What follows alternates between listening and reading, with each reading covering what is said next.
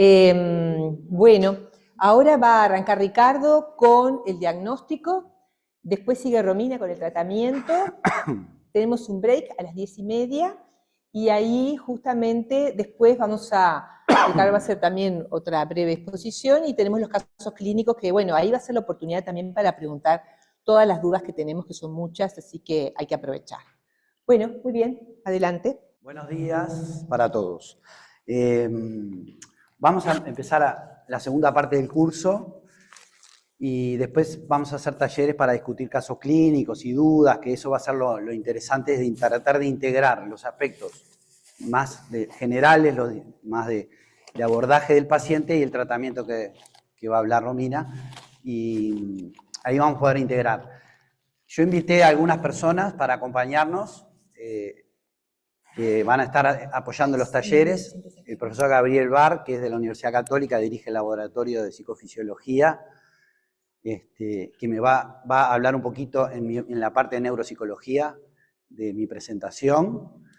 Y después está Álvaro García, que es psicoterapeuta cognitivo, que va a hablar, que trabaja en la parte de, en los programas de psicoterapia grupal que estamos haciendo, que son del Hospital de Valdebrón de Cataluña. Y está Rodrigo Sosa, que es psiquiatra, que está en el equipo de investigación, que van a estar con nosotros en las mesas, ¿sí? Así que bueno, gracias por estar acompañándonos y arrancamos, ¿sí? Bueno, ayer vimos un poco generalidades como para intentar comprender el TDAH dentro de la salud mental y de la salud en general, un abordaje algunos conceptos que nos van a permitir después, cuando estemos con pacientes, tenerlos en mente para ir a buscar determinadas cosas o tener otra comprensión más profunda. Por supuesto que quedaron cosas afuera porque nos centramos más en la parte biológica, ni que hablar, ¿no? Es como el subsuelo, después está todo lo que se ve, lo conductual, y todo lo social, y todo lo vincular, que por supuesto es tremendamente importante, pero dado el tiempo... Hoy, y después hablamos de la clínica, dimos ejemplos de manifestaciones clínicas, en general, un poco de la presentación, para que puedan tener una idea de cómo son algunas ideas de cómo pueden ser los pacientes y qué cosas traen a la consulta. Y hoy vamos a hablar un poco de cómo se diagnostica, ¿sí?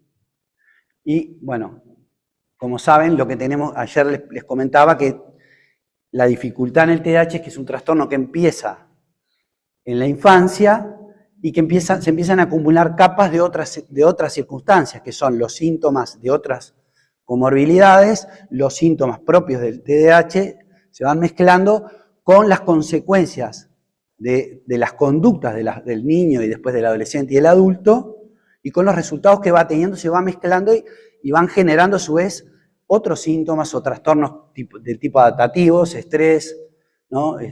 Digamos, lo ambiental y la propia persona se convierte en su performance, se vuelve un estresor, ¿no? Entonces, pero hoy vamos a hablar cómo podemos plantear un diagnóstico de TDAH, ¿sí? Entonces, ¿cómo podemos hacer nosotros para tener una idea rápida? Estamos en una consulta o en una consulta de atención primaria en cualquier servicio de salud, y bueno, se proponen métodos de screening, son cuestionarios que el paciente va a contestar, ¿sí? Y que rápidamente podemos tener una idea. Si contesta, ahí lo que está en gris, digamos, tiene un determinado puntaje y es probable que pueda tener. Eso, ¿no? ¿Comprenden? Es un screening. Es muy sensible, pero es poco específico, ¿sí? O sea que pueden haber después falsos positivos. Ahora, si da negativo, es poco probable que la persona tenga, ¿sí?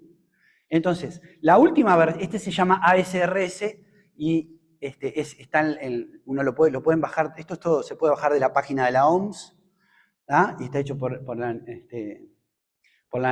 este es de la Universidad de Nueva York y de Harvard, y es la última versión que se redujo a 6 preguntas.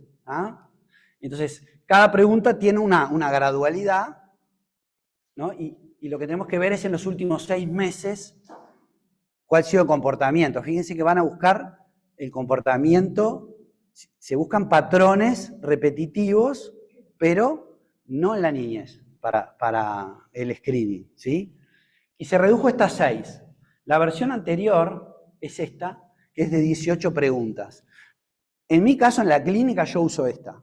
Y lo uso bastante y lo mando antes de la consulta. Y por ejemplo, otros colegas, que digamos como Rode, que lo mandan también previo a la consulta para tener una idea rápida del paciente. Es decir, en mi caso, como vienen ya pacientes porque tienen sospecha o porque son derivados por otros colegas o por alguien, o ellos mismos tienen sospecha, yo les mando y cuando vienen tengo una idea en la consulta, a veces les mandamos otro material, pero con esto tenemos una idea rápida de por dónde ir para orientarnos en las preguntas, ¿sí? Digamos, tenemos que tener un cuidado que es no sesgar la entrevista, ¿no? Que eso es, porque si uno empieza a preguntar paso por paso y tenés tal cosa, y hay pacientes que van a decir a todo que sí, ¿no? Pero si uno tiene en mente esa como guía y ve lo que el paciente puso y de repente a veces le pide que lo corrobore con algún conviviente, nos va a orientar y la entrevista para ir haciéndola más abierta y después ir cerrándola. ¿Ah? Entonces, en la entrevista tenemos que hacer una entrevista completa de los síntomas y de toda la persona. ¿Sí? ¿Para qué? Para llegar al diagnóstico, porque el diagnóstico es clínico. ¿Ah? Entonces, ¿qué es lo que tenemos que ver? Si tiene los criterios de distractibilidad, de hiperactividad e impulsividad. ¿Ah? Y lo importante ver acá es que es un patrón, no es si un día se olvidó de la llave o dejó el auto y se fue a la casa. Lo que tenemos que buscar es un patrón en la persona, si es un patrón que se repite y que si se repite en distintas áreas de su vida, no es que solamente le cuesta estudiar. No, le pasa en el estudio, le pasa en su casa, en las relaciones interpersonales, le pasa en distintas situaciones. Se repite ese patrón. Está en una conversación y se distrae, lo que vimos un poco ayer, ¿no? Le cuesta organizarse en varias áreas de su vida, ¿sí? Porque si no, puede ser eventos aislados, pero cuando empezamos a ver un patrón y lo vamos rastreando en el tiempo, y dice, no, yo hace 10 años, claro, cuando era chico me iba bien en la escuela, pero después fui empeorando, en el liceo ya me costó más, empecé a perder exámenes y en la facultad el primer año ya no podía organizarme solo, ¿no? Porque antes, claro, iba a un colegio, me decían, pero entré en la facultad y ahí te mandan a hacer un trabajo y yo no podía, no sabía por dónde empezar. Bueno, ahí aparece, ¿no? Era compensado hasta que la persona no pudo más y empieza a aparecer ese patrón. Y cuando empieza a ver para atrás, se da cuenta que lo compensaba de repente, ¿sí? Entonces, además, tenemos que ver otros síntomas que no están en el DSM. ¿Se acuerdan que yo les hablaba de ese diagnóstico que había, que abarcaba muchas cosas?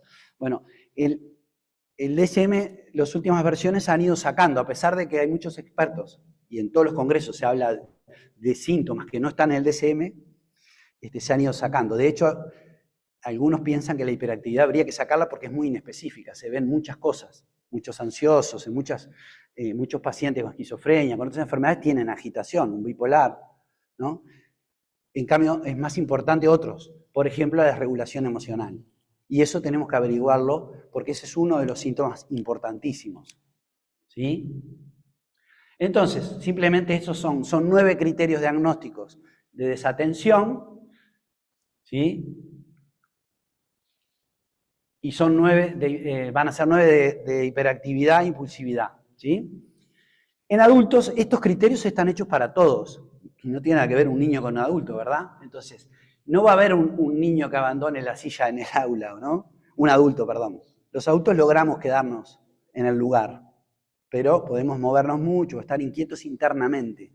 Un motor adentro que nos complica, ¿no? También pueden controlar digamos, moverse, se ve de otra manera, ¿no? De repente se ve en el manejar. Un adulto puede ser inquieto, yo que se maneja más intrépidamente, o que no es impulsividad, sino que es una tendencia, o anda rápido, está haciendo todas las cosas, no terminan de comer, que ya la señora está levantando los platos y ocupándose de esto, y ya se adelantó a ponerte la mantita porque tenés frío, ¿no? De una manera un poco desconectada. Bueno, esos son elementos que nos sugieren la hiperactividad, ¿tá? Y después, todo lo que tiene que ver con hablar, interrumpir, hablar mucho, ¿sí? Contestar antes, ¿no? Que ya un poco lo vimos ayer. Y bueno, son esos 18 criterios, ¿ya? Que en los niños son 6, tenés que tener 6 de cada uno, pero en los adultos son 5, ¿sí? Se baja a 5. Y la gente de la Task Force no había acuerdo, algunos querían poner 4 criterios, ¿sí? Hay un desacuerdo en eso, y también quieren incluir los síntomas que yo les decía de desregulación emocional, lo que tiene que ver con la parte de la dificultad del autocontrol. ¿Ah? Entonces, el cuadro tiene que ser persistente, tiene que haber 5, como les decía, y se plantea la edad de inicio antes de los 12 años. Y eso también, todos los expertos a nivel mundial dicen que no le podemos dar corte a eso. ¿Por qué? Porque los datos, todos los estudios muestran, los metaanálisis que hay, muestran que los datos obtenidos por el relato de la persona de su niñez y de los familiares, de los padres o los significativos, es muy impreciso y generalmente o se minimiza o se agranda, entonces no es necesario tenerlo en cuenta. ¿Ah? O sea que si no vemos, si nos dice que no, que era bárbaro, y cuando uno agarra experiencia, de repente primero te dicen que era bárbaro y después resultó que no, que empezás a investigar un poco más y empiezan a aparecer detalles que a lo largo del tiempo van apareciendo, ¿sí? Entonces, tienen que verse en varias áreas, ¿ya? Y el otro criterio es fundamental, es que genere, para lo que yo les decía ayer, el punto de corte, el pelado, ¿no? ¿Cuándo es pelado? Bueno, ¿cuándo cortamos y le llamamos trastorno? Es muy importante definir, ¿sí? Y es cuando genera perjuicio en más de 2 áreas. O sea, no puede ser que solamente en lo académico, sino, bueno, en lo académico, en casa, deja las cosas tiradas, se olvidó una cuenta. Tiene que haber en varias áreas, en las relaciones interpersonales, en la parte de lo que tiene que ver con la valoración personal y la autoestima. En varias áreas tenemos que verlo, ¿sí? Si no, en un área sola no constituiría un trastorno porque es algo que se ve que es difuso, que afecta a toda la persona, ¿sí? En cuanto al punto de corte, ahí es donde puede haber discusión. Hay algunos que son claramente negros y claro, si uno ve el perjuicio, no pueden sostener trabajos, cambian rápido, se aburren, los echan, han perdido cursos, abandonan, empiezan una carrera, la dejan, se aburren de sus parejas, ¿no? Tienen impulsividad, gastan de más. Bueno, hay algunos que son claros, ¿no? Pero muchos otros no.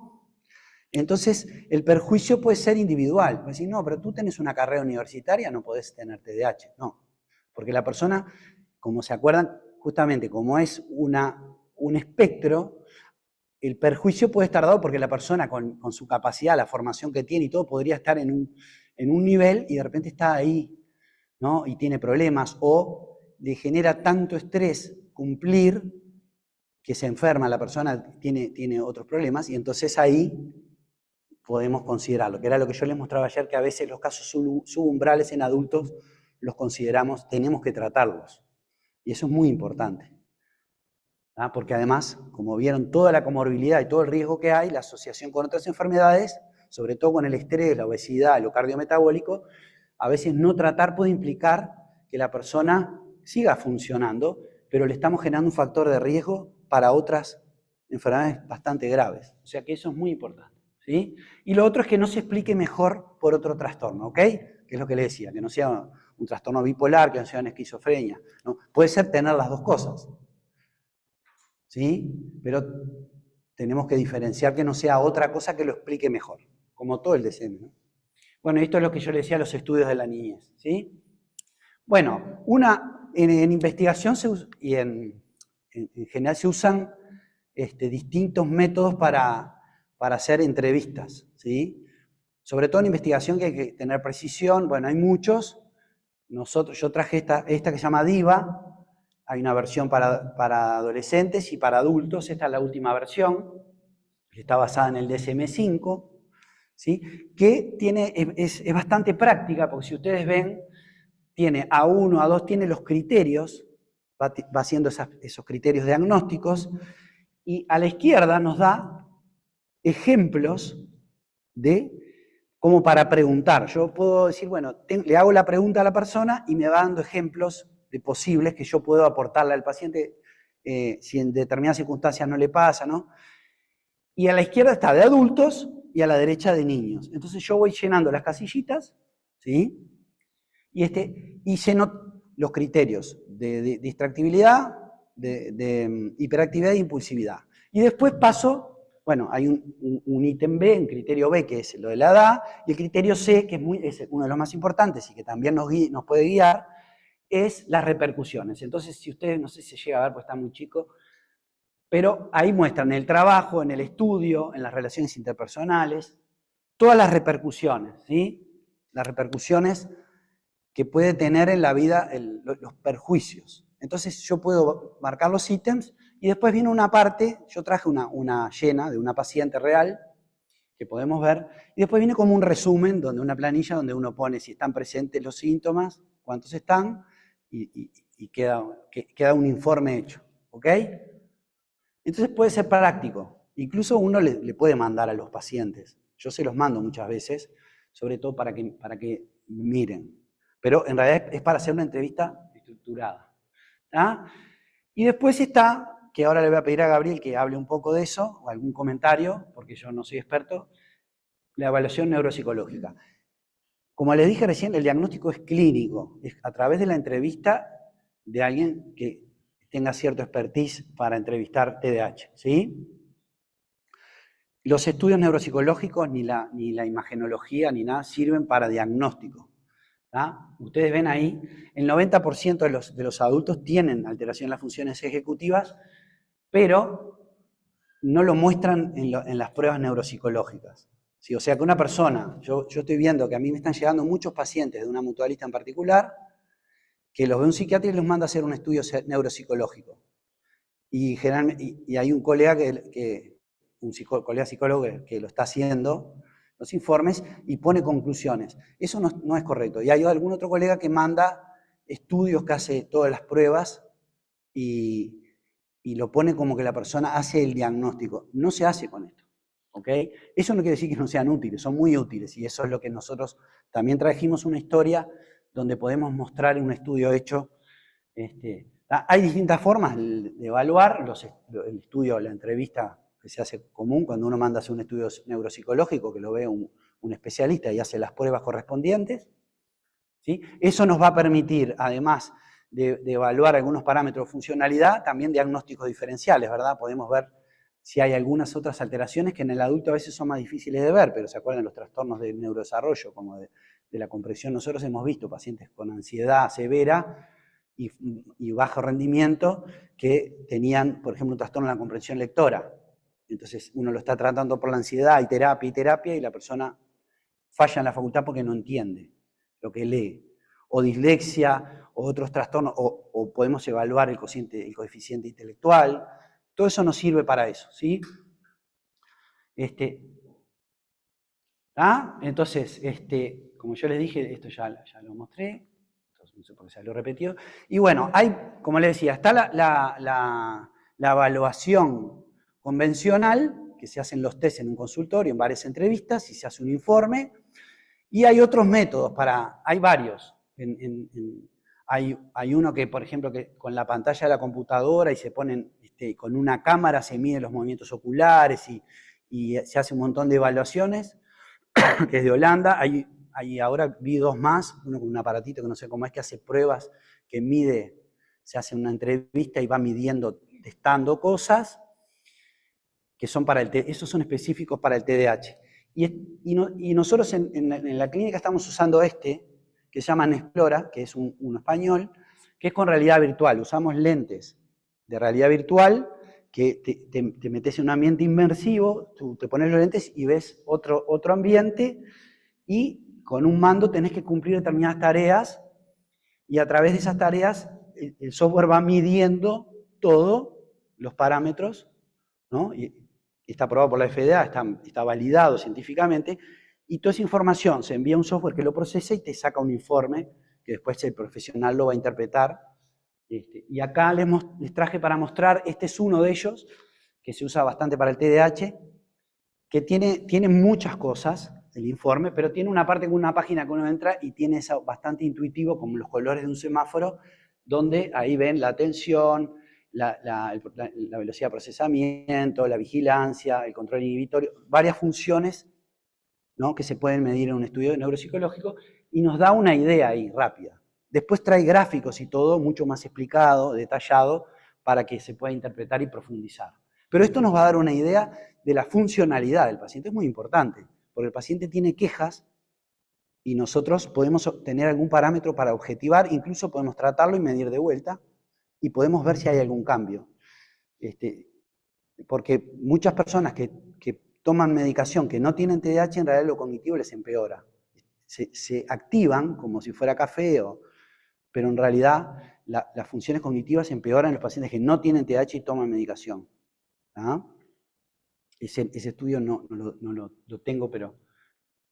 Esta es una de las pruebas, esta es otra para validar las funciones ejecutivas, que es una heladería donde la persona tiene que vender helados, atender al público ahí, ¿tá?, lo cual los hace ecológico.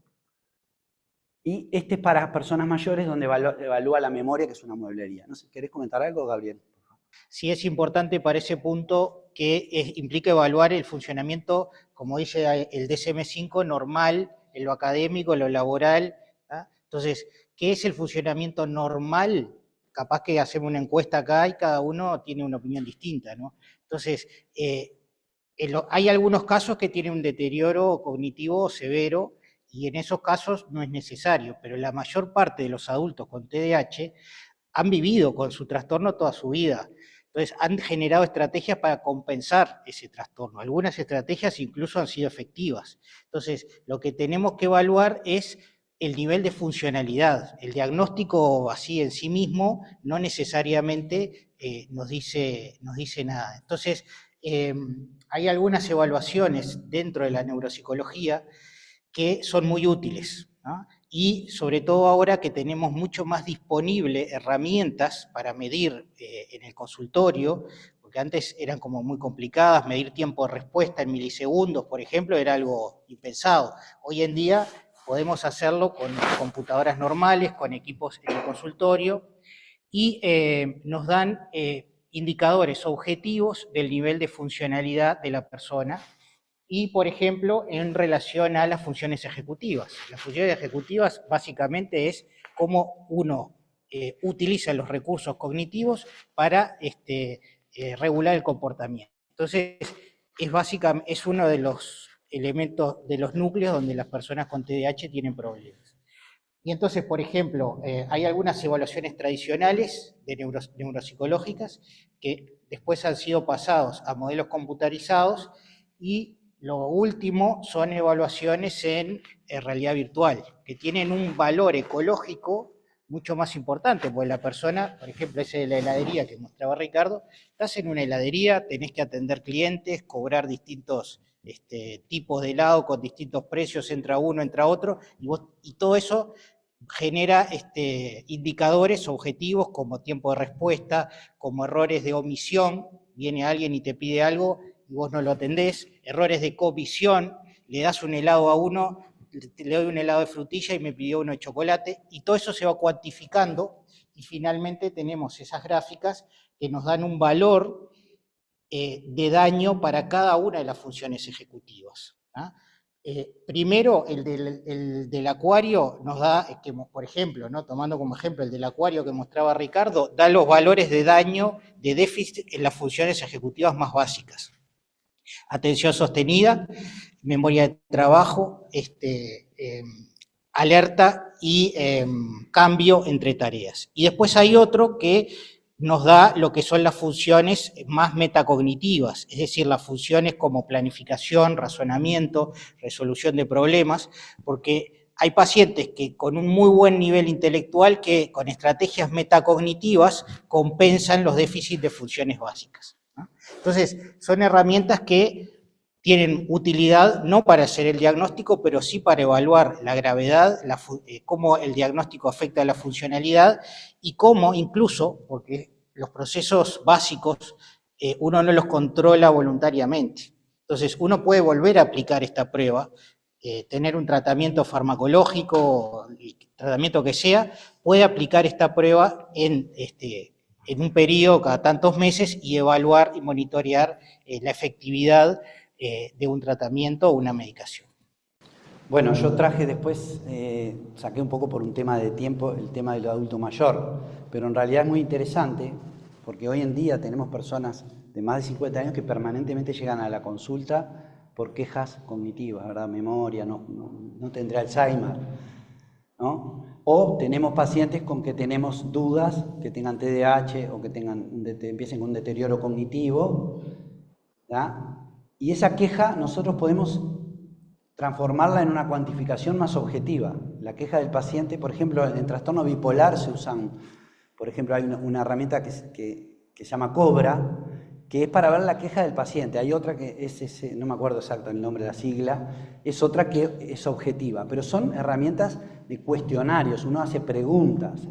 Acá estamos midiendo y cosas que un humano no lo puede medir. Y aparte tiene otra cosa interesante, esto que vos corregime y es que el método aprende, se adapta al paciente, no es una prueba fija, ¿sí? Si el paciente resuelve muy fácil, aumenta la dificultad y si cambia, le da una prueba para cada persona. Y a su vez todos esos datos alimentan a través de bases de datos que van aprendiendo y van afinando. Esto está en constante mejora, ¿sí? Hay otro método que se llama Qubitech o Qubitech, tiene los dos, que yo les decía que mide, o se puede hacer con la propia cámara de la computadora o con una camarita externa, y se hace en niños y en adultos y mide muchos parámetros y también. Pero creo que este es mejor porque es inmersivo, eso es lo que le decía Gabriel, que es ecológico, es una prueba, no estás sentado en un escritorio y te están haciendo preguntas una persona ahí que capaz que te pones inquieto, ese día te dio mal, porque, ¿no? Y pruebas que no tienen nada que ver con la realidad. Acá estás haciendo cosas que tienen que ver, que uno hace en la vida, digamos. El de los mayores es una mueblería y es interesante, ¿ok? Y hay interferencias, está bueno. Yo me hice dos, este no lo hice, me lo voy a hacer después. Cuando lo trajimos lo probamos y lo probamos en varios, en casa hicimos todo. Y es interesante porque te van interfiriendo y uno es un acuario y aparece un niño llorando y ruidos y cosas y vos tenés que estar atento ahí a marcar cuando aparecen unos peces, van pasando peces o te dice palabras y tú tenés que elegir. Y hay uno de niños también que no lo traje porque pero que es está hecho en un aula y la otra vez lo hicimos a un niño en el consultorio y el niño re entretenido, ¿no? Obviamente con estos modernos se adaptan buenísimo, ¿ok?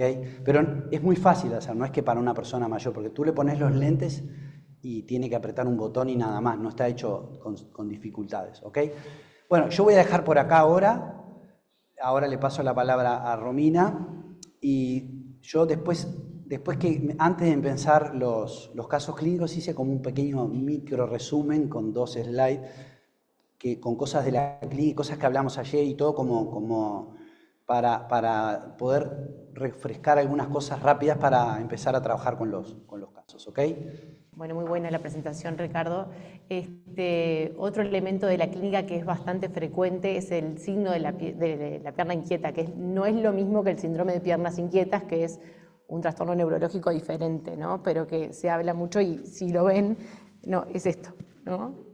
Que es muy frecuente, creo que el autor es Feldman, que lo describe, pero es bastante frecuente y visible, y está bueno interrogarlo y tenerlo presente también. Y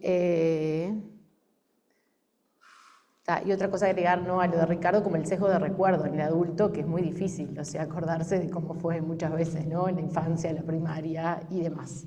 Y que además no contamos muchas veces con digamos, el discurso del cuidador primario, ¿no?, por motivos obvios. Bueno, entonces vamos a pasar al tratamiento farmacológico y no farmacológico. Y, bueno, resaltar por qué es importante tratar este padecimiento. Bueno, un poco lo hablamos ayer por la tendencia a la persistencia a la edad adulta y las graves consecuencias para la salud de quien lo padece, como fue bien ayer explicado.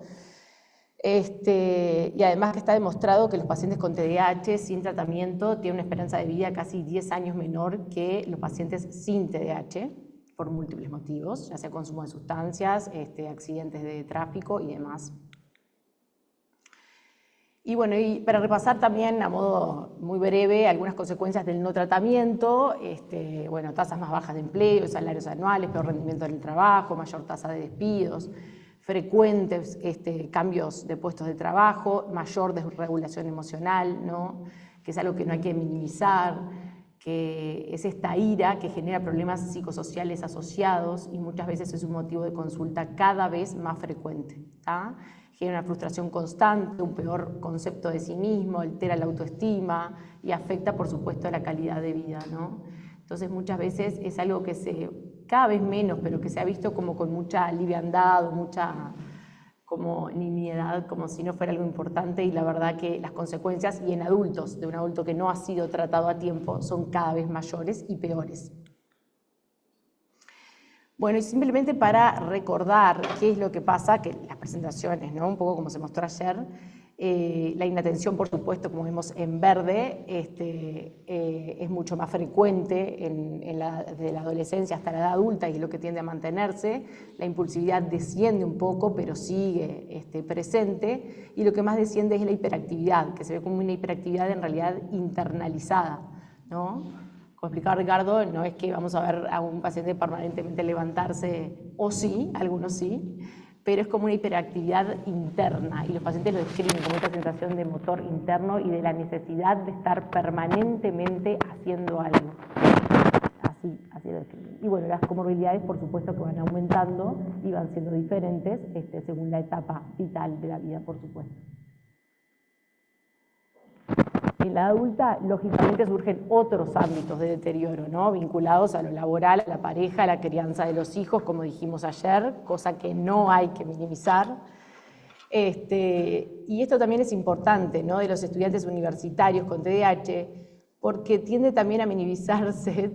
Yo tengo una gran amiga, como dije, psiquiatra infantil, y tenemos siempre como la misma discusión, que dice, pero no, si le fue bien en la primaria y en la secundaria, ¿cómo va a tener TDAH? Es universitaria. Y en realidad hay que ver muchas veces el desgaste que produce para esa persona, ¿no?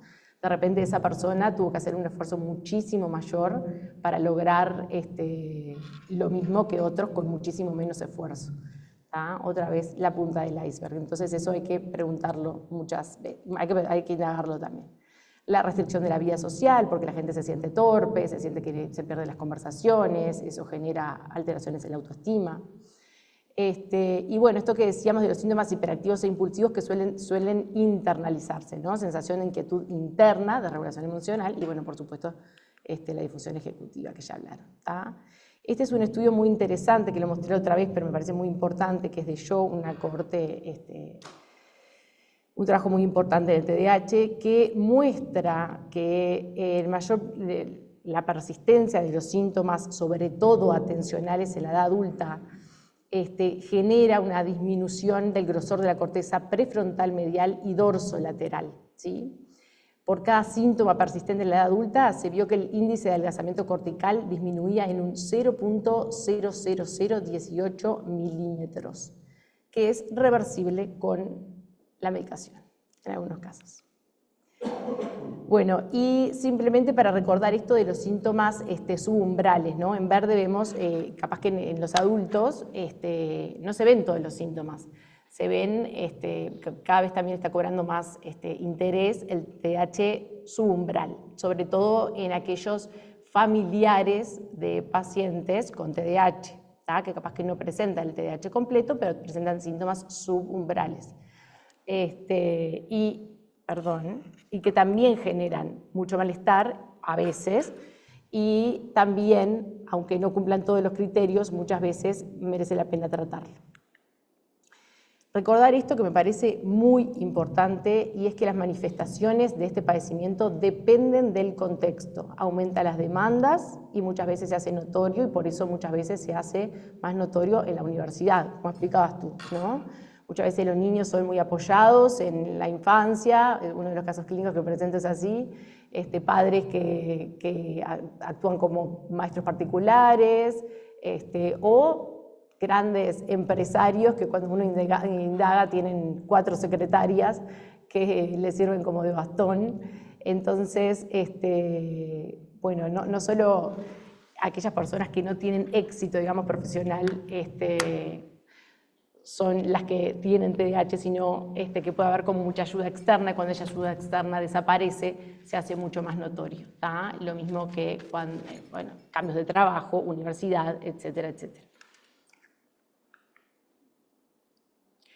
Bueno, y el tratamiento, bueno, pasando puntualmente al tratamiento, que, bueno, siempre se recomienda, por supuesto, el tratamiento multimodal, ¿no? Que incluye el tratamiento farmacológico y no farmacológico. Primero, agarro un poquito de agua.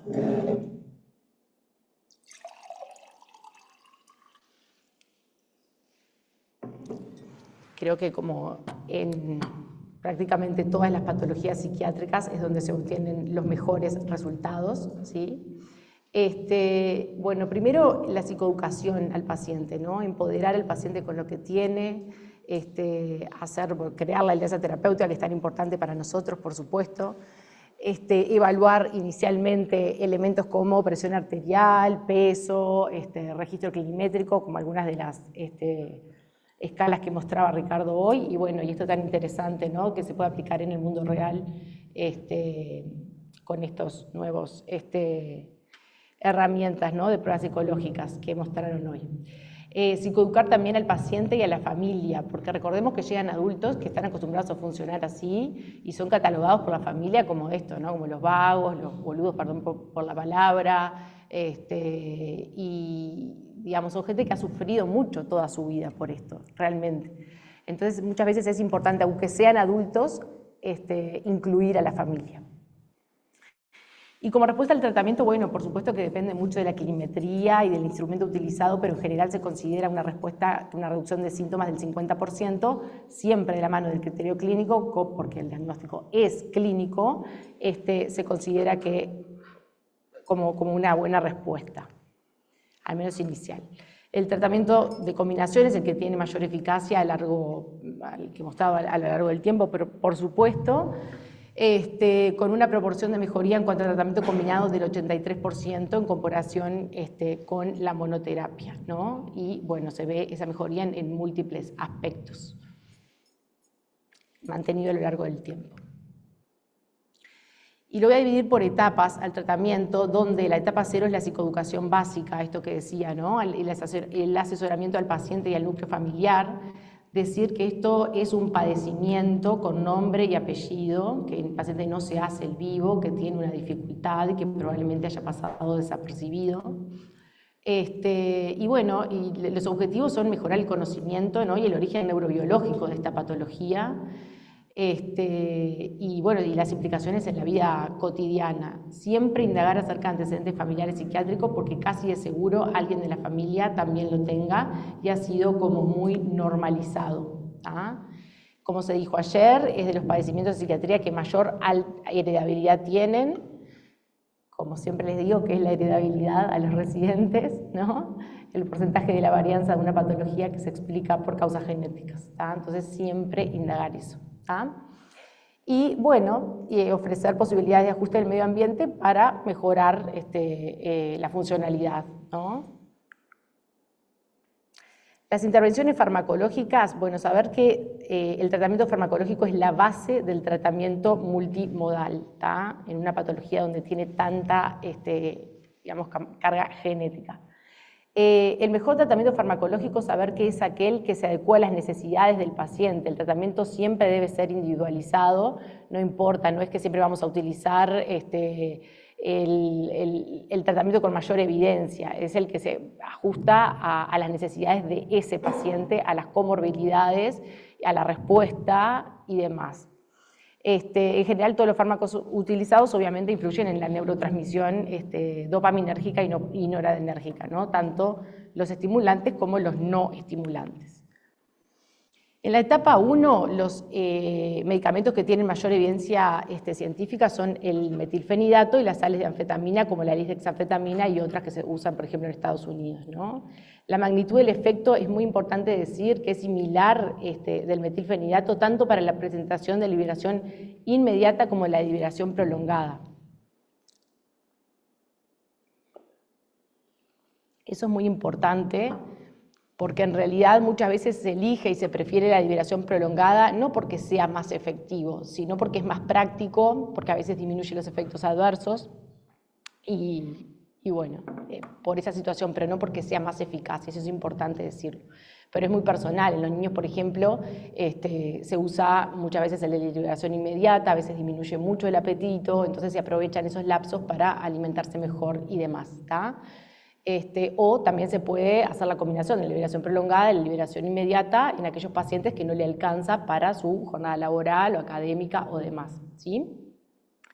La magnitud del efecto del metilfenidato es desde un 0.73 a 0.86 y para la lisdexanfetamina de 1.070, ¿tá? Es en realidad más efectiva.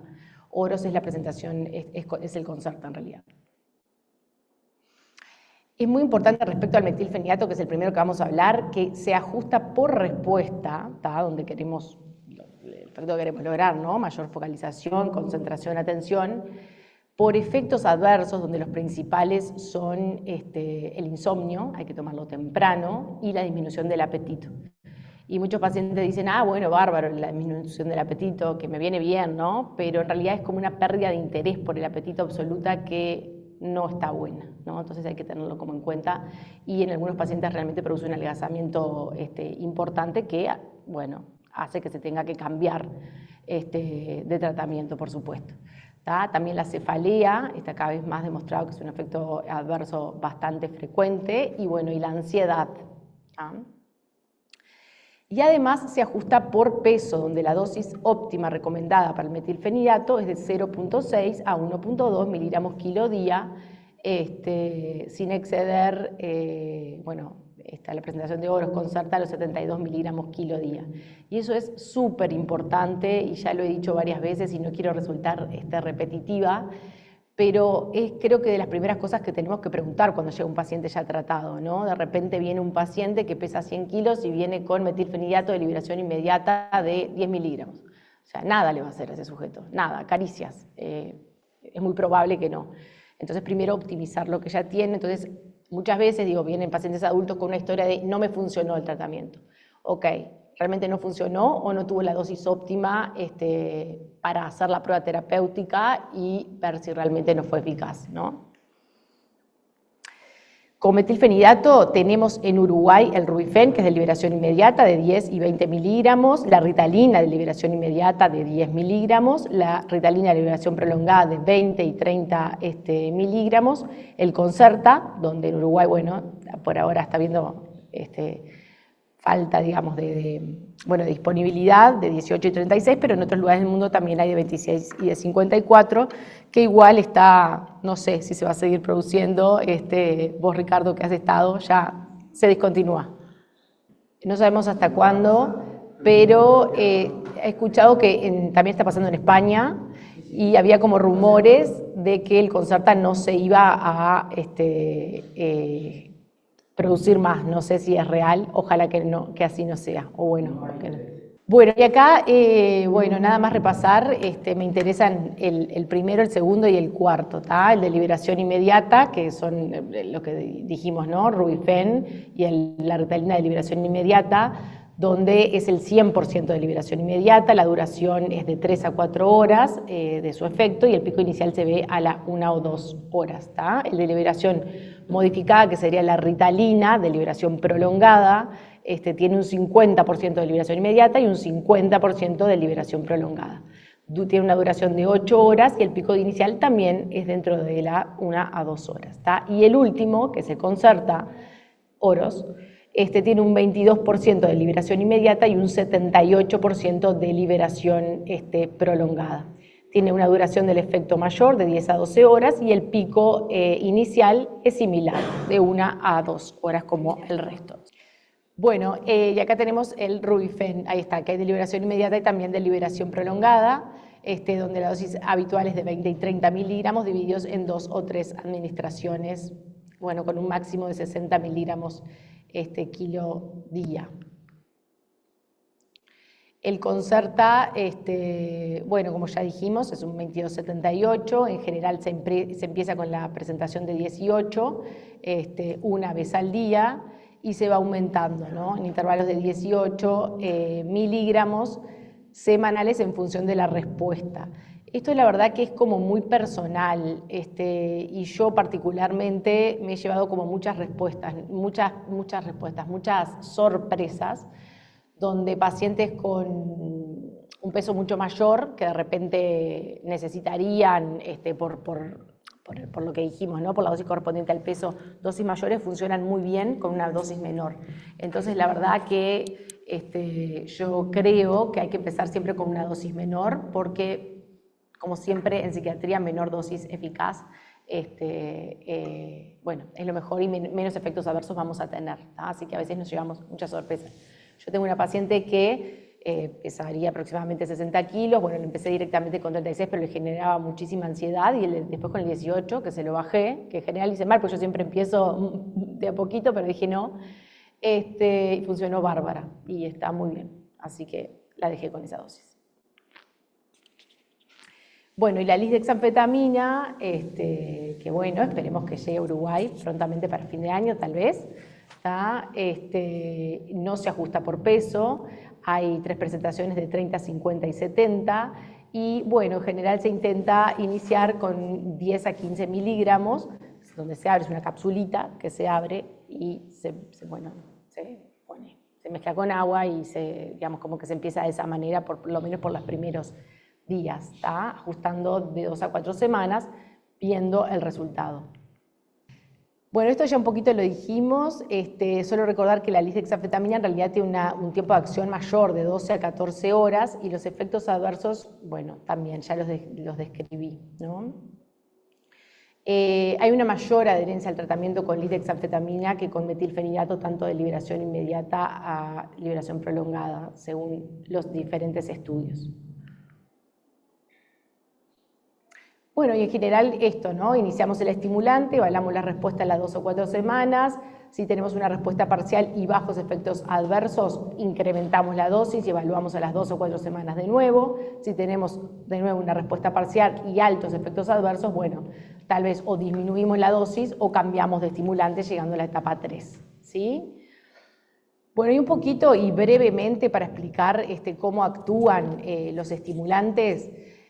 Sabemos que la regulación de dopamina a nivel sináptico está sujeta al funcionamiento correcto de 2 transportadores, ¿tá? El DAT, que es el transportador de dopamina, y el PMAT, que es el transportador de monoaminas vesicular. En realidad el metilfenidato solo actúa sobre el transportador DAT, ¿no? Y el NET también de noradrenalina, pero no sobre el otro, a diferencia de la lisdexanfetamina, ¿tá? El metilfenidato entonces bloquea los transportadores de dopamina y noradrenalina, y mediante este bloqueo impide la recaptación de la dopamina y noradrenalina, originando un incremento de esta disponibilidad de las monoaminas, ¿tá? Respecto a las anfetaminas, donde ellas están, bueno, la lisdexanfetamina, dextroanfetamina y mezcla de sales de anfetaminas, que se utiliza en Estados Unidos, o se utilizaba el Adderall, ¿tá?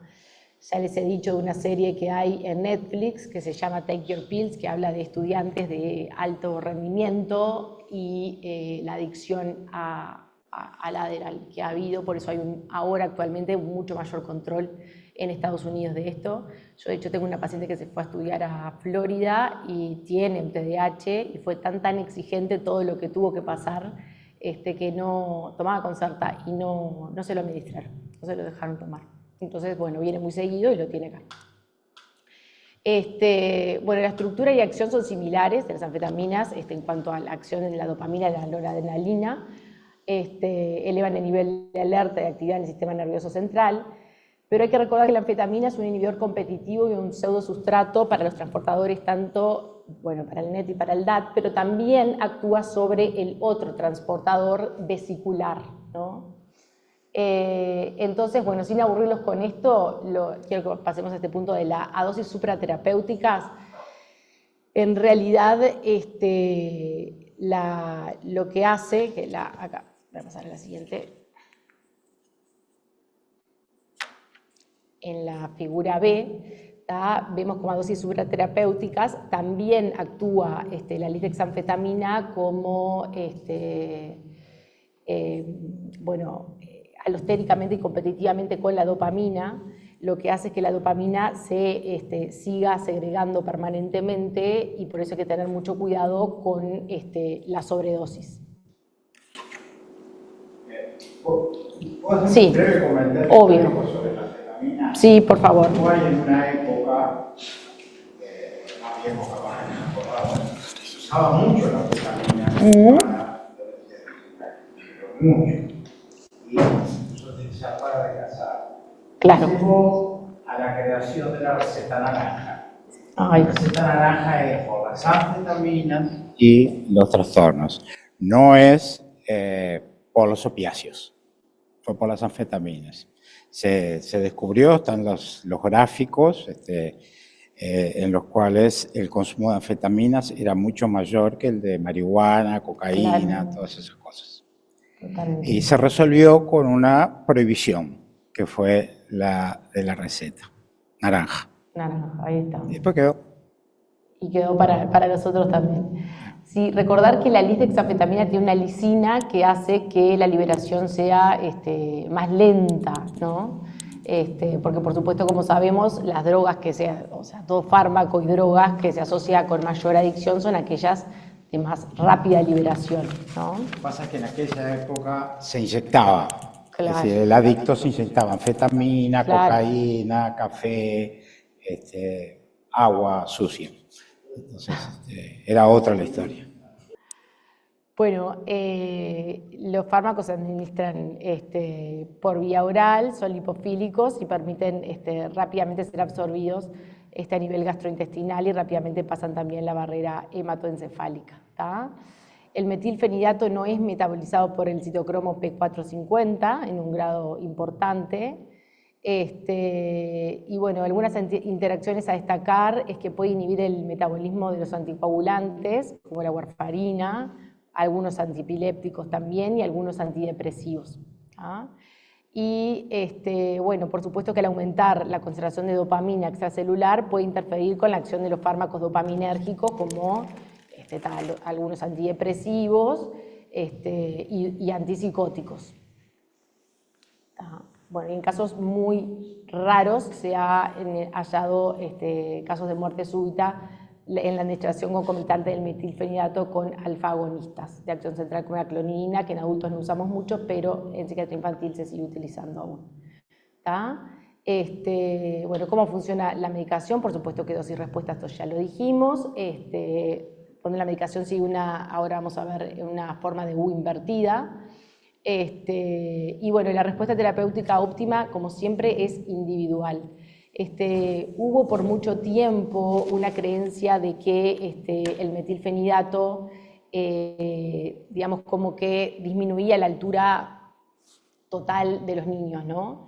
Y en realidad lo que se ha visto es que retrasa el pico puberal, pero en realidad el niño, adolescente, adulto va a tener al final del día la misma altura que tendría si no tomara metilfenidato. Lo que pasa es que tal vez eso se da después. ¿Ah? Eso es bien importante. Bueno, tener en cuenta las comorbilidades, por supuesto, y el perfil de efectos secundarios. Y bueno, y saber que algunos pacientes, obviamente, para el control sintomático, requieren más de un medicamento, ¿no? Pero sería, en realidad, el de liberación inmediata, ¿no? El Rubifen y Ritalina, donde tiene, en general, es como un pico de liberación, uno más cortito y otro más prominente. Este es el Concerta, en realidad se dice que tiene 3 ondas de liberación, o es mucho como más imperceptible el efecto. Y de estos otros quería mostrarle otro, el de 50-50, que acá tiene otro nombre porque es en España, pero sería la Ritalina nuestra de liberación prolongada, ¿tá? Que es un 50% de liberación inmediata y un 50% de liberación prolongada. Sí. Sí. Tiene dos. No, mira, fíjate que ahí dice 100% de liberación inmediata. ¿Tá? Es como un pico más notorio al final, pero en realidad es un solo pico dividido como en 2, así, por así decirlo. Bueno, y el modelo de U invertida, es muy importante porque tanto el exceso como el déficit de dopamina son insuficientes para las funciones ejecutivas, ¿tá? Y bueno, tiene efectos secundarios destacables, ¿no? El exceso de dopamina puede tener síntomas psicóticos y el exceso de noradrenalina, ansiedad, agitación, agresividad. Y bueno, recordar que el objetivo principal de la medicación es optimizar la neurotransmisión glutamatérgica, corrigiendo los niveles de dopamina y noradrenalina, pero ese es el objetivo final.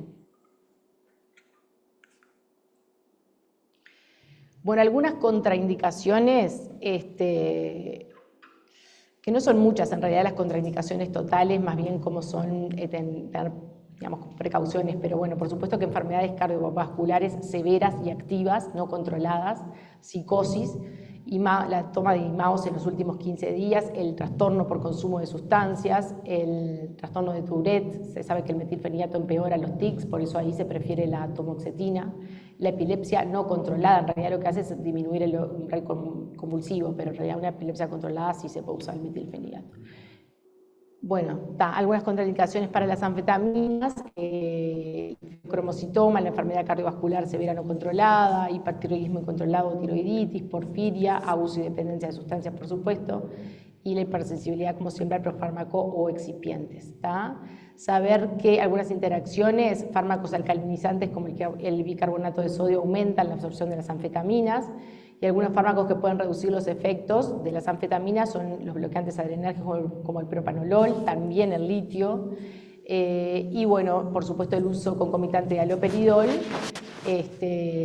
puede inhibir los efectos estimulantes centrales de la dexanfetamina, y se han constatado algunas distonías agudas con la administración conjunta de haloperidol.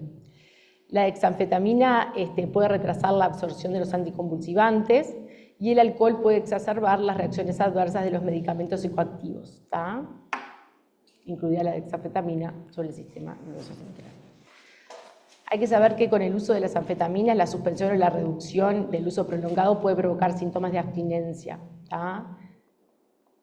que ya sabemos y conocemos, y por eso también destacar la importancia de la suspensión en mujeres en lactancia, porque puede ser transmitido al feto, como ayer fue algo que nombramos. La etapa 3, si las otras medicaciones no funcionaron, bueno, pasaríamos a la atomoxetina o los agonistas alfa-adrenérgicos. La atomoxetina, recordar que fue el primer fármaco no estimulante aprobado por la FDA para el tratamiento del TDAH, y también el primer fármaco aprobado por la FDA para el tratamiento del TDAH en adultos. Actúa como un bloqueador de los transportadores de noradrenalina, que favorece la señalización noradrenérgica cerebral, y la señalización también dopaminérgica en la corteza cerebral. Tiene un menor potencial de abuso que los estimulantes, y es de preferencia, como decíamos hoy, en los trastornos por tics y cuando hay concomitantemente trastornos también de ansiedad, psicosis, por supuesto, y trastorno de abuso de sustancias, porque no carece de potencial de abuso. Bueno, ahí están los efectos adversos que pueden presentar. Y bueno, saber que es menos efectiva, ¿no?, que el TDAH, pero como siempre, recordar que el tratamiento es individualizado y ajustado al paciente. Ahí no repetir. La atomoxetina, bueno, tenemos presentaciones de 10, de 18, de 25, de 40, de 60, de 80 y hasta de 100. Está aprobada en el TDAH para niños mayores de 6 años, y la dosis de inicio general es de 0.5 miligramos kilo, y la dosis de mantenimiento de 1.2 miligramos kilo día. ¿Cómo se hace el manejo? Bueno, se observa la respuesta clínica a las 2 o 4 semanas, parecido a la anterior, y hay que mantenerlo, o se recomienda, por 12 semanas para decidir si hay o no respuesta al tratamiento. Acá tenemos el Recit, bueno, la estratera, que se usa también en otros lugares, no tiene riesgo de abuso, así que bueno, puede usarse con mayor tranquilidad en muchos de estos pacientes que es una comorbilidad muy frecuente. La cloridina y guanfacina, bueno, guanfacina no hay en Uruguay, pero la cloridina sí, son ambos alfa-2 adrenérgicos. Y bueno, estimulan los receptores inhibidores pre- y postsinápticos de la noradrenalina en el locus coeruleus. En realidad son antihipertensivos, se usa muchas veces cuando hay problemas de sueño, en psiquiatría infantil se usa mucho. Y bueno, la guanfacina me parece que no vale la pena. Bueno, unas aclaraciones. Simplemente la clonidina, saber por qué vienen cuando pasan sobre todo pacientes a nosotros a los 15 años aproximadamente, vienen muchas veces en tratamiento por psiquiatría infantil con clonidina, para saber, digamos, cómo manejarla también. Y saber que la suspensión abrupta puede aumentar rápidamente la presión arterial, entonces hay que tener cuidado también en la suspensión gradual si es que lo vamos a hacer. Y bueno, ya en la etapa 4 tenemos el bupropión, que bueno, hacer un inhibidor de la recaptación de noradrenalina y dopamina puede tener un potencial efecto eficaz en el TDAH, y el modafinilo también.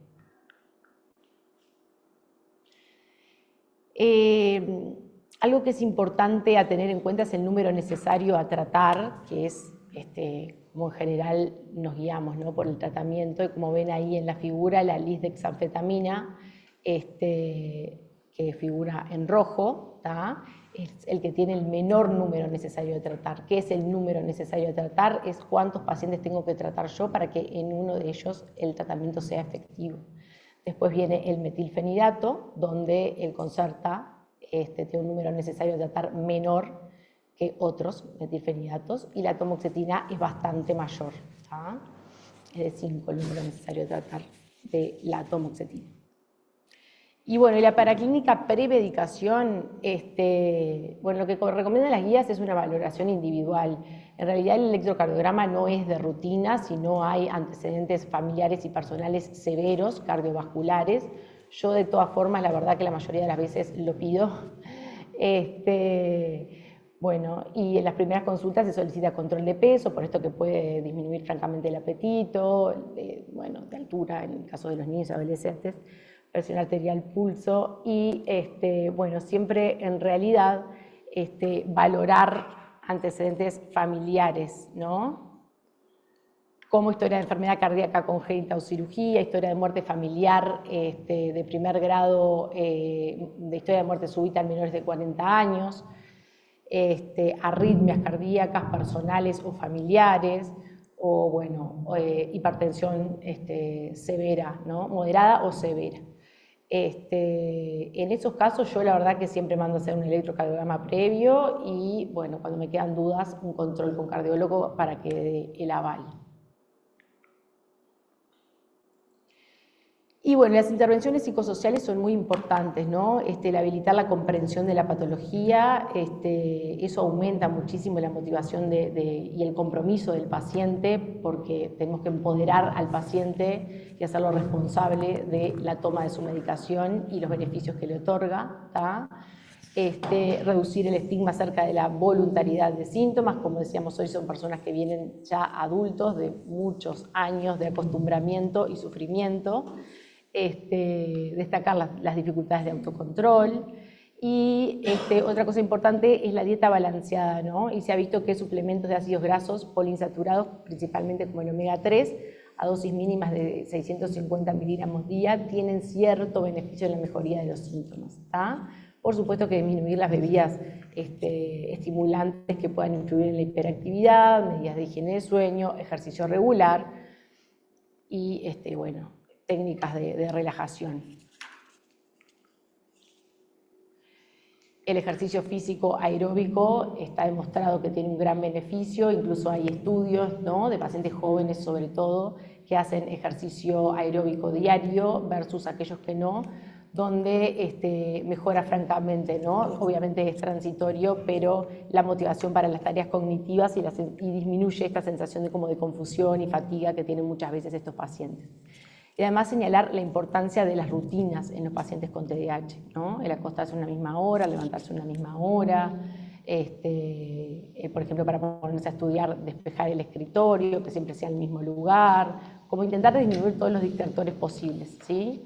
Como yo le digo a los pacientes, no es que mágicamente va a venir la motivación, hay que ayudarla, la medicación colabora, pero también hay que poner de uno y ayudarse con estrategias. La terapia cognitivo-conductual también ha mostrado ser eficaz, sobre todo en intentar cambiar algunos modos habituales de comportamiento. Y bueno, intentar también mejorar algunos elementos de función ejecutiva, de control de impulsos, de regulación emocional. Lo que se recomienda son por lo menos 8 a 12 semanas individual o grupal. Eso es lo que dicen los estudios.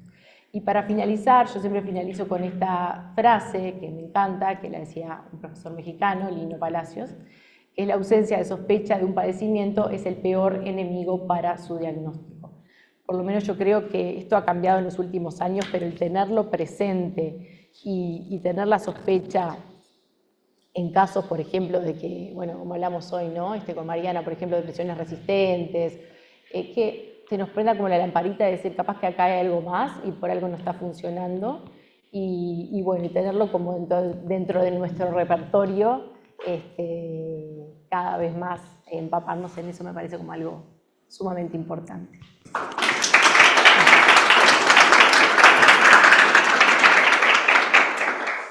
¿Podrías hacer algún comentario breve sobre el uso del modafinilo, que no en la tercera etapa, sino desde el principio? Sí, la verdad es que yo no lo utilizo como primera instancia, sobre todo porque los pacientes que se los... aumenta el estado de alerta, eso seguro, ¿tá? Como en depresiones, por ejemplo, que sabemos, ¿no? Que tienen como mucha fatiga y demás. Pero en mi experiencia, o a los pacientes que yo les he otorgado, les da muchísimos síntomas de ansiedad, y la verdad que la respuesta en comparación con el metilfenidato es totalmente distinta. Es mucho mejor con el metilfenidato. Hay pacientes que ya vienen, que ya lo utilizan, que le funcionan. La verdad que en mi experiencia son los menos. Pero bueno, a lo que los tienen y les funciona y les va bien, por supuesto que lo mantengo. Pero no es de primera elección si voy a tratar a un paciente por primera vez.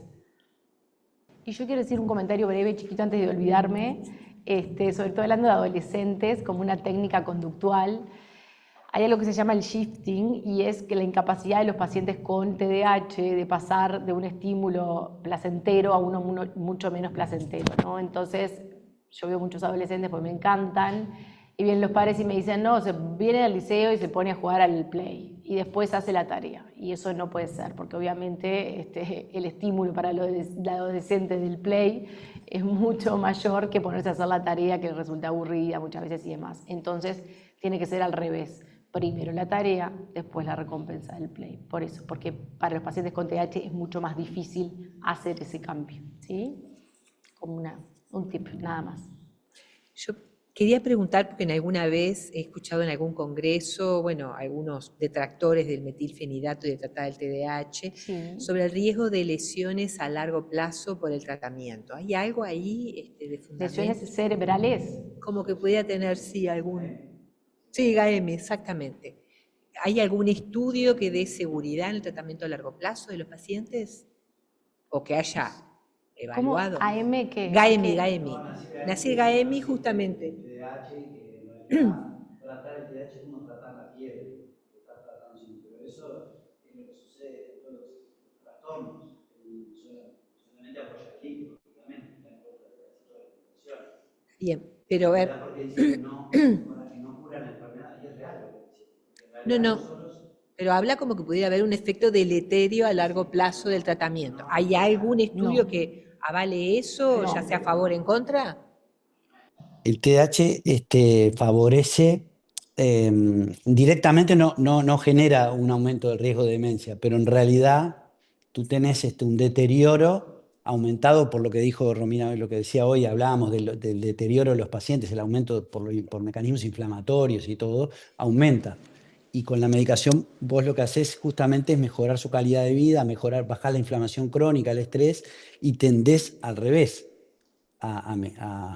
y no hay evidencia que de adultos, que de niños que empiezan a tomar tengan lesiones cerebrales. Lo que se ve es al revés. Porque, O sea, a ver, todo una apunta cosa a que es que hay beneficio. funcionalmente en el momento, obviamente, el paciente va a estar No, mejor. todo El lo, tema es a largo plazo, no todo hay lo que nada. te muestra la evidencia es que a largo plazo es muy fuerte la evidencia a favor de medicación o de tratar este trastorno. Ah. Lo que ella lo habló claramente, la mortalidad temprana, un montón de Sí, datos claro. que mostramos ayer que avalan la medicación a largo plazo. Por supuesto que es verdad que nosotros estamos tratando un síndrome, no estamos resolviendo una enfermedad. En psiquiatría no resolvemos. Es como que yo trato a un paciente con anemia, a todos igual. Yo le doy un IRS o le doy la misma medicación a todos los pacientes. Y nosotros sabemos, por lo que estamos viendo, que no solo por la genómica, sino por ejemplo, la depresión y todo, hay muchos otros factores, como la inflamación crónica, otros que están interviniendo, que generalmente no los consideramos directamente. Uno va a la consulta y le damos un IRS o psicoterapia. Pero sabemos que los pacientes que tienen proteína C elevada y todo funcionan mucho peor, responden peor a los tratamientos y todo. ¿Y por qué? Porque son trastornos distintos, que se manifiestan fenomenológicamente con síntomas depresivos o con síntomas de TDAH o con síntomas de ansiedad. Pero la base puede ser muchas. Y eso en psiquiatría, recién ahora con la psiquiatría de precisión y todo se está avanzando hacia eso. Pero en otras especialidades es natural. Tú no tratas una anemia ferropénica solamente con una transfusión de sangre o le das, ¿no? Según el tipo de anemia, le das lo que necesitas. Una anemia hemolítica no es lo mismo que una anemia por una carencia. Entonces, hacia eso es donde tiene que apuntar la psiquiatría. Bien. Está apuntando, mejor dicho, no es que... En esa línea creo que es importante también para todos que quede claro que, bueno, antes, hace muchos años, se recomendaba a veces, o se usaba el tratamiento intermitente en periodos momentos de mayor exigencia, que el paciente tomara el metilfenidato. En todo esto que estamos hablando, la idea sería un tratamiento ininterrumpido. Mira, varias cosas que quiero decir. Primero es contestar esa respuesta. Eso depende mucho del caso paciente-paciente. Antes sí se promovían como el descanso de fin de semana, el descanso en las vacaciones. En realidad, como dijimos, el TDAH no solo se manifiesta en lo académico, se manifiesta en otros aspectos de la vida cotidiana. Los fines de semana, padres que veo que tienen que ayudar a sus hijos en las tareas. Yo tengo un paciente que dice, no puedo soportar, el padre tiene TDAH, el niño tiene TDAH, ¿no? Y es como se genera una situación como muy difícil a la hora de la ayuda de la tarea, que se da sobre todo juntos el fin de semana. Y lo que me dice el padre, me dice, yo me regulo de otra forma, puedo interaccionar con mi hijo de otra manera, si estoy medicado, el hijo también, por supuesto. Entonces me refiero o gente que tiene que organizar su casa, por ejemplo. No sé, encargarse de ordenar los roperos, hacer las tareas domésticas, que parece algo nimio, pero en realidad no lo es, que genera una gran como aversión en los pacientes con TDAH, algunos, ese tipo de tareas. Entonces también los fines de semana es muy importante, ¿no? Incluso en el conducir, como se hablaba ayer, el riesgo de quemarse, o sea, no solo es en lo académico y lo laboral, ¿se entiende? Depende, hay personas que sí, hay personas que me dicen que tal vez en la mayor área que se manifiesta es en lo laboral académico. Entonces, bueno, esa persona, creo que por eso de ahí la importancia de lo individualizado, ¿tá? Lo mismo en las vacaciones, no porque esté de vacaciones, muchas veces la falta de rutina también empeora los síntomas. Y en las vacaciones muchas veces hay mucho más contacto familiar, empeora la desregulación emocional, hay mayores conflictos. Entonces, más allá de que no hay que verlo solo como algo académico y laboral, ¿se entiende? Sino de cada paciente en particular. También con los chiquilines, sin tratamiento en vacaciones, mucho más convivencia con los padres, porque en general son familias de TDAH, o más de un miembro, por ejemplo. Entonces hay que siempre tener en cuenta, a veces los padres también están muy asustados, o hay gente que quiere descansar, y por supuesto, es válido, vas a una fiesta, te levantás a las 3 de la tarde, pero no te lo vas a tomar a las 3 de la tarde, no vas a dormir, ¿se entiende? Es como que muy... Yo creo que lo bueno de esta medicación también es que actúa en ese momento y por esas horas. Después, como yo siempre digo, te transformas en calabaza. Entonces, en realidad lo que se aconseja es que sea individualizado, ¿tá? Otra cosa que quiero decir es que, perdón, esto es chiquito y ya te doy la palabra. A propósito de esto del daño del etéreo en el cerebro, al contrario, este estudio de cohorte de Shaw, que después me gustaría mandárselo entero porque es un estudio muy importante, que demuestra que los síntomas inatentos en la edad adulta adelgazan la corteza prefrontal. Entonces yo creo que ahí sí tiene un efecto deleterio el no tratamiento, ¿se entiende? Sobre todo los inatentos. Y por supuesto que hay muchas corrientes que no avalan el diagnóstico, pero es un diagnóstico absolutamente demostrado por los criterios de Robbins y Bousset, que como yo lo había hablado en las jornadas, que hablan del por qué implica un diagnóstico. Es un diagnóstico avalado, totalmente probado. Y así. Y otra cosa que quería decir, sí, perdón. Es un dato viejo, conocido hace muchos años, pero que se une un poco con lo que dijo Ricardo al principio, que un 20% de los niños diagnosticados con TDAH, o sea, 2 de cada 10, van a ser adictos. O sea, un 20% está Sí, probado claro. hace mucho tiempo, terminan siendo adictos. Que quizás sea la comorbilidad más frecuente, muy alta. Y ahí se genera el problema En los varones del sí. uso de la medicación, porque de adultos se hacen adictos a las anfetaminas y los similares, ¿no? Este es un problema que hay que plantearse. Bueno, sí, sí, Rodrigo, dale.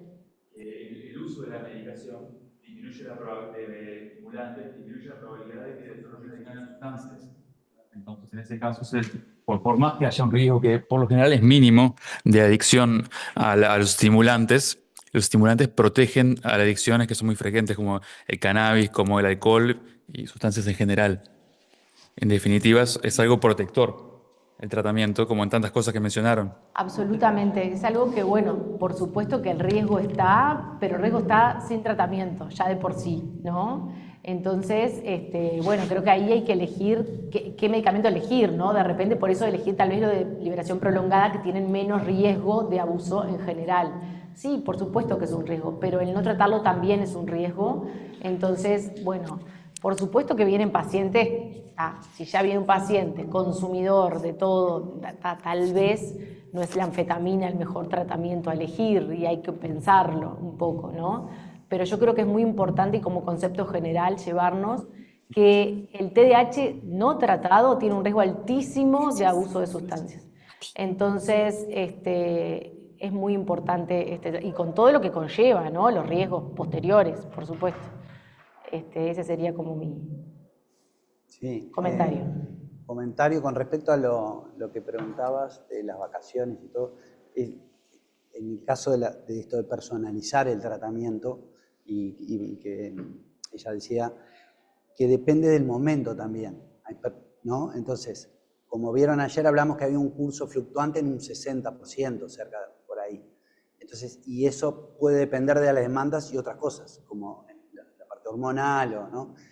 Entonces, por ejemplo, cuando vos ves pacientes que tienen una alta performance, digamos, en resultados, pero hay, por ejemplo, tendencia a adicción al trabajo o le lleva más tiempo, a veces sí funcionan bien hacer, por ejemplo, de lunes a viernes, por ejemplo, en donde tienen más sobrecarga y el fin de semana lo compensan bien. Pero eso lo evalúas con cada caso, sobre todo cuando son casos que no son tan graves, ¿no? Severos, porque hay muchos casos que son subumbrales o que están ahí y que tienen alta performance, personas con alta inteligencia. Yo veo pacientes profesionales, empresarios con una alta performance, en realidad. Pero ¿qué pasa? Aparece el estrés, uno de los factores importantes que tenemos que tener en cuenta. Son personas que aumentan el estrés, que por sus características de personalidad, autoexigentes, de repente duermen poco, trabajan mucho, dejan todo para el final, hacen multitarea.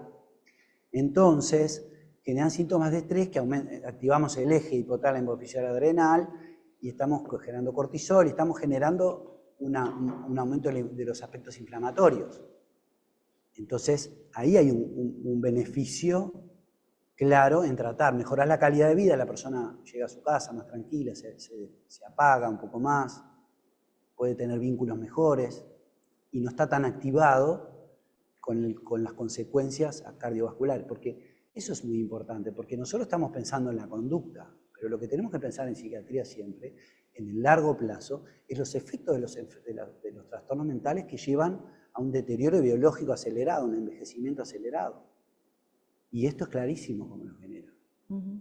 Y además trae la combinación con otros factores, la asociación, los riesgos elevados, ¿no? Como vimos ayer, hacen que los umbrales sean más bajos, que sea más fácil caer. Con respecto a lo que hablábamos del tratamiento de liberación prolongada o rápida, en realidad en el TDAH la liberación de dopamina tónica no está afectada, por eso la gente busca, yo siempre pongo una metáfora que es como que tú estés en un lago que tiene un filtro y circula el agua, como si fuera, ¿no? Y hay barquitos, y entonces las personas con TDAH el barquito no flota, ¿no? Solo, necesita olas de dopamina. Cuando viene la olita, flota. Entonces la persona está buscando permanentemente situaciones que aumenten su recompensa, su tono, su dopamina fásica. Entonces a través de estímulos, la persona logra ir flotando con su barquito y moverse en la vida. Pero lo que falla justamente es la fásica, es la que está bien, la tónica, que es la que, digamos que sería el nivel del lago que se permite flotar, esa es la que falla. Entonces nosotros usamos medicamentos de liberación prolongada que inhiben la recaptación, ¿verdad? Es como si cerráramos la cantidad del filtro, no dejamos salir tanta agua, ¿no? En ese mecanismo de reentrada, entonces levantamos el nivel y la persona flota y no necesita tanto estímulo. Se calma, funciona mejor. Entonces el medicamento ideal sería el medicamento que empieza, lo tomo instantáneamente ese efecto cuando me levanto, dura parejo y baja inmediatamente en el momento que me voy a acostar. Eso sería un ideal, claro, que no existe. ¿Sí? Lo que nosotros hacemos después es, según lo que hace la persona en su vida, hacemos un mapa de su vida y decimos, bueno, a ver qué horarios tenés, cómo estás. Bueno, entonces colocamos los medicamentos con esas curvas que ella mostró, que para mí son muy importantes, porque si uno entiende las curvas, puede decirle, bueno, tomá, y de acuerdo a la disponibilidad que tenemos, decir, bueno, mirá, acá hay Rubifena y Ritalina LA, bueno, tomala cuando te levantás, a las 7 horas ya empieza a caer, entonces demora 1 hora en llegar al otro pico, entonces toma un poco más, a las 8 horas ya no tenés que tomarla a las 7 horas más o menos, y entonces como que corregimos una curva y hacemos que dure 12, 13 horas, por ejemplo. A veces, a algunos pacientes después de comer le ponemos una deliberación corta porque ahí reforzás, o la persona tiene que dar una clase, un profesor de noche, de facultad o algo, y venía re bien, pero cae y a la hora de ir a la clase está acotado porque ya estuvo todo el día, y le das un poquito más y le prolongás. Entonces, ese es el juego, que se tiene que ir adaptando con el tiempo y que a veces tenemos que medicar con otras cosas que, bueno, este es el tratamiento específico, pero después está lo que ella mostró, esa curva de la U invertida. Nosotros después jugamos con otros medicamentos, porque modulamos otras redes, como la red serotoninérgica, como podemos modular con serotonina o con antipsicóticos atípicos cuando está muy activado, ya mostraba, cuando está muy activado, nosotros corregimos esa aguja, actuamos como oculistas nosotros, ¿no? Tú te pones los lentes y vas probando, a ver, entonces llega un punto, ves poco, te aumento la grabación, pero no, me pasé, también ves mal de vuelta, entonces jugás con eso, subiendo y bajando y modulando sobre la marcha, ¿no? Que es lo que ella plantea que hace en su consulta. En el solapamiento de las dosis, ¿no? Justamente en esto para cubrir los horarios, porque bueno, yo a veces lo pienso un poco con algunos pacientes, le doy la dosis kilo peso, entre comillas, de entrada de una liberación prolongada, bueno, que ahora tenemos nada más que la LA, ya sea las dos, metilfenidato de LA, o cómo secuenciarlo, ¿no? O le agrego al mediodía y queda más refuerzo. Pero ahí no hay ninguna pauta especial, no es que convenga que de entrada yo le aumente más la dosis. No, yo creo que hay que ver cada caso especial. Claro. ¿A qué hora hay personas, todas tienen horarios distintos y a qué hora lo necesitas particularmente? El refuerzo, digamos. No, exacto. No, y la dosis, no. Yo creo que hay que empezar con una dosis pequeña. Sí, y por estas sorpresas que uno se lleva. Además, que hay muchos otros temas, ¿no? De metabolizadores rápidos, metabolizadores lentos. Y a veces uno se lleva sorpresas que con dosis menores a la dosis correspondiente, o lo que sería la dosis correspondiente, funcionan bien. Teniendo siempre en cuenta también los efectos adversos que produce. No, perfecto. Eso lo tengo claro. Pero, por ejemplo, si está con 20 y vas a apostar un refuerzo porque el paciente mejoró, pero no mucho, arranco con 40 a la mañana. Pero depende de cada caso, pero 20 es muy poco. Sí, Y sí. el, Bueno, el pero tope de kilo, ahora ya en el congreso que estuve en Praga, ahora hablaban de que no se calcule, que en adultos la dosis kilo ya no es tan así, que se puede usar dosis mayores, y se puede usar ¿En dosis qué de rango? 100, hasta 100 de repente ponían, yo vi ahora. ¿Hasta No 100 tengo los miligramos? trabajos porque realmente llegué hace la semana pasada y todavía no armé los ¿Pero hablas para- puntualmente del metilfenidato? Sí, sí, Ah, sí, sí. sí, que en adultos ya la dosis kilo no corre. Eso fue lo último que... Después lo busco porque yo saqué capturas y eso. bueno, y capaz lo que lo puedes paso. mandar al grupo. No, eso está Sí, buenísimo. Y capaz pero hay que... una cosa importante, digo, pero nosotros tenemos que llevar a la dosis, cuando un paciente le va bien, tú le subís la dosis. Y, por ejemplo, si vos usás Ritalina o Rubifen, realmente lo ideal es usarlo 2 veces, porque yo decía, por ejemplo, a las 7, 8 de la mañana y a las 2, 3 de la tarde. Ahí va. Entonces ahí, y después tú ves, bueno, ¿no? Porque también es importante tener los patrones del sueño. Tú podés, muchos tienen lo que hablábamos, un Sí, retardo sueño de fase, invertido. o después de comer, el paciente que se duerme después de comer, somnolencia que dura. Casi todos los pacientes con TDAH, te diría un 80% por ahí, no tengo la cifra exacta ahora de memoria, pero tienen trastornos del sueño. O tienen un retardo de fase o tienen somnolencia diurna, ¿no? O tienen después de comer, esa soñera después de comer. Eso está documentado y es un tema importantísimo la somnolencia. ¿Por qué? Porque los pacientes, cuando no están diagnosticados, vos ves personas que toman litros de café, de mate, de cantidad, a un nivel que no nadie piensa que es una adicción, pero son trastornos severos, consumos severos, que uno no ve en otras personas, o combinaciones, ¿no? Entonces, cuando tú empezás a usar una cosa que uno ve, empezás a usar en algunos pacientes, baja el consumo radicalmente, la cantidad de cigarrillos que fuman, naturalmente baja el consumo, sin que hagan un esfuerzo para hacerlo, porque lo empiezan a no necesitar. Una cosa a tener en cuenta es que acá que tomamos mucho mate, cuando vos inicias un tratamiento, muchos pacientes hacen cuadros de inquietud y todo por el mate. O sea, lo que tenía que decirles es que, bueno, que tomen menos mate, o bajar el mate, o no tomar mate, sobre todo al principio, mientras están probando, porque puede haber, en general hay. Bien. Pero en realidad se tolera bien. Y el tema de la cefalea a veces es porque toman menos agua. A veces están un poco deshidratados los pacientes, pues se olvidan de tomar porque te baja el deseo, la sed te baja. ¿Sí? En adultos, lamentablemente, el tema del peso, con la lisdexanfetamina he visto que se regula más. Sobre todo si hay una tendencia a trastornos por atracón, que es la otra indicación de la lisdexanfetamina aprobada por la FDA, es trastorno por atracón. Se ve el porcentaje de... Los pacientes con trastorno por atracón tienen mucho TDAH juntos. Entonces, ahí mejoran, pero el metilfenidato, yo en la experiencia que tengo, sí, al principio le saca un poco el hambre, pero después le saca la compulsión. Lo que te saca es eso del tipo que está mirando la tele o va al cine y se comió un pop entero, un balde de pop. O eso de, yo lo digo, comer como cachorro, que tienen como una tendencia a comer rápido sin tener ¿no? Una cosa que yo pregunto, como vos decías de las piernas, a veces jorobo y les pregunto por el chocolate, si pueden no morder el chocolate, agarras un cuadradito y lo tragan, y otro. Esa dificultad para decir, bueno, pará, dejarlo en la boca, saborearlo, ¿no? Tomar el vino y no, se toman todo de track, ¿no? Esa velocidad y ese estímulo constante en vez de ir pausando, ¿no? El timing, eso falla mucho y lo ves en un tipo de paciente, porque hay otros que son el opuesto, que no hablamos mucho de esa clínica porque es extenso, pero es muy heterogéneo. Tenés los distraídos tímidos, los que son más hiperactivos, los que son extrovertidos, ¿no?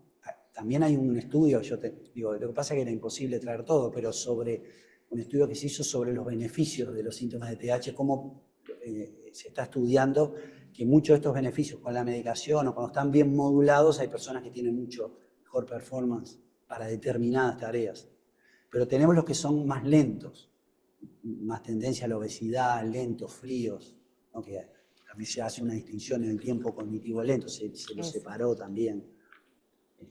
Y eso es muy interesante, cuando uno empieza a ver pacientes, empieza a ver un montón de pacientes que tienen esta dificultad y cuando podemos medir cambia.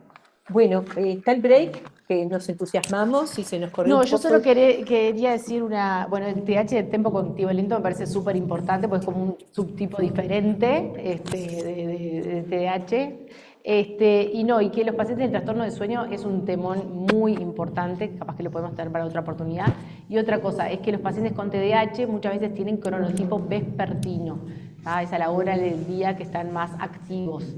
Entonces, si les podemos y obviamente les cuesta mucho más levantarse temprano, y si los podemos ayudar con la medicación, mejoramos en realidad su calidad de vida durante el día, que es donde socialmente funcionamos, ¿no? Todos. Hacemos un breve como resumen antes de arrancar con los análisis, ¿les parece? Algunos puntos a tener en cuenta, ¿sí?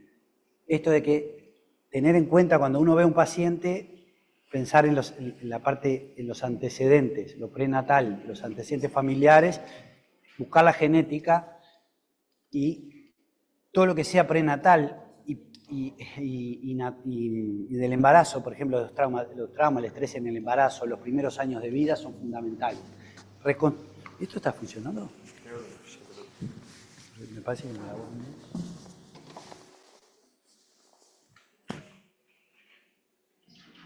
¿Se escucha? Igual sigo hablando, se escucha bien, ¿no? ¿Qué? No, pero es aparte. Y me falta el cosito para cambiar, pero... ya viene la chica. Y el aparatito para cambiar.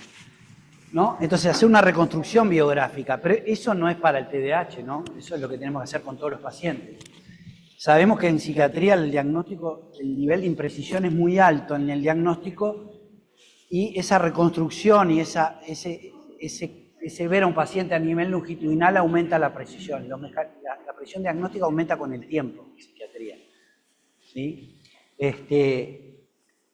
Evaluar los síntomas del trastorno, pero los perjuicios que provocan las distintas áreas de la vida, evaluar la respuesta del ambiente, cómo el ambiente reacciona con las conductas de esa persona, qué es lo que le pasa, evaluar las compensaciones, cuáles son sus fortalezas y sus debilidades. Acuérdense que las compensaciones o algunos aspectos del TDAH, como decíamos, en muchas circunstancias actúan a favor de la persona. Muchas personas con TDAH son más abiertos, más extrovertidos, tienen capacidad de conectar conocimiento, intereses múltiples, pueden cambiar sobre la marcha, ¿no?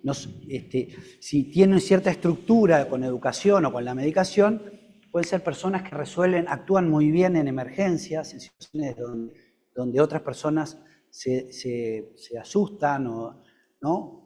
Para emergencias, para situaciones de problemas. Hay muchos informáticos que andan muy bien. Entonces, eso hay que verlo no solamente como una enfermedad. Nos tenemos que parar de eso como su fortaleza, como aprovechar eso en el tratamiento después, utilizarlo a favor de la persona, ¿sí? Ver cuáles son sus vulnerabilidades y entonces dónde tiene que tener cuidado. Ese es el trabajo que uno va construyendo en las consultas, ¿sí? Y evaluar las consecuencias a lo largo del tiempo, porque esto genera consecuencias a lo largo del tiempo. Y ahí yo le decía, nosotros tenemos que tener claro que una persona con déficit atencional va a tener trastornos en todas las áreas de su vida, como cualquier persona, pero se va a agregar todo el tema del envejecimiento.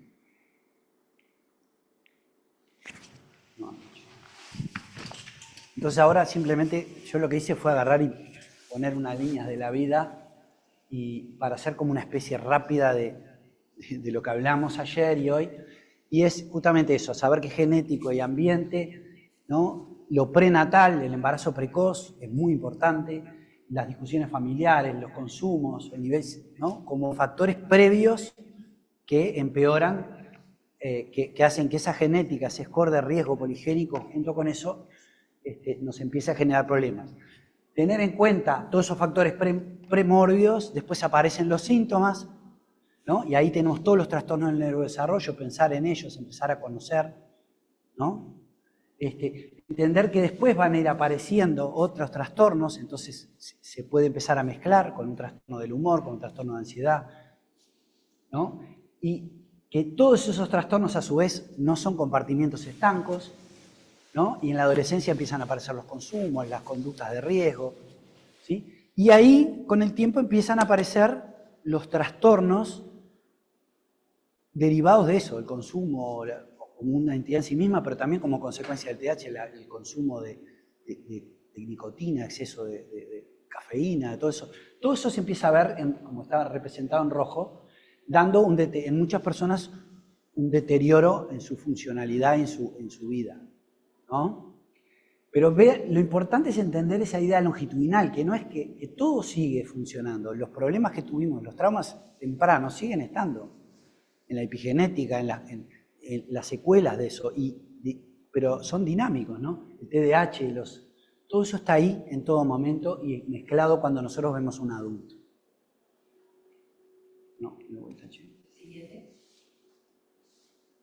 Bueno, esto es lo mismo, ¿no? Solamente en fotos para que se acuerden, porque cuando veamos pacientes, piensen en esto. No todo es TDAH, vean la de la izquierda ahí, ¿no? Niño distraído, pero también pueden ser otros trastornos. Los trastornos de conducta, los externalizantes, generan, los pacientes que tienen desregulación emocional o trastornos de conducta de niños, tienen mucho más problemas, más deterioro funcional que los pacientes que son solamente distraídos.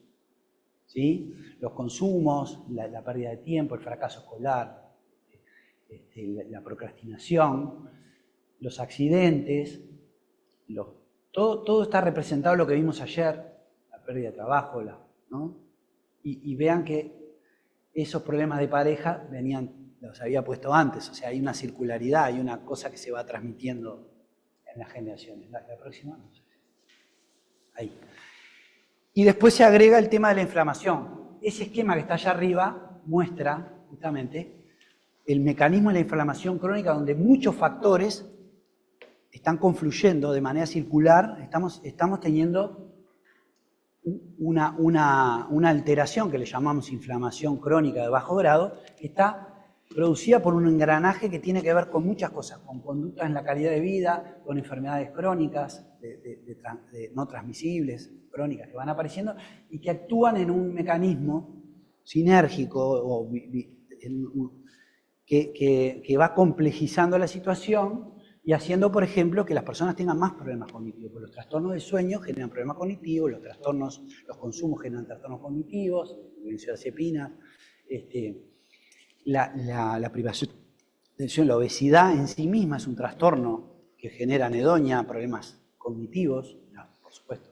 Y a medida que vamos, lo que se llama el inflammation, vamos produciendo un deterioro, que en el caso del TDAH está más acelerado, y ahí aparece el capítulo de cuando tenemos pacientes que tienen problemas del TDAH y problemas de deterioro cognitivo y poder diferenciar en esos casos o que tengan en las dos cosas, porque empiezan a haber los problemas vasculares.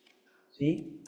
Y también las compensaciones, como yo les decía, las compensaciones actúan, ¿no?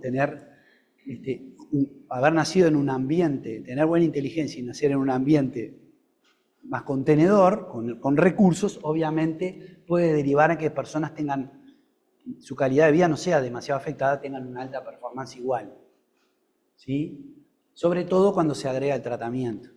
A veces no es necesario, hay gente que no necesita, pero con el tratamiento nosotros evitamos esa pérdida de oportunidades, como decía al inicio.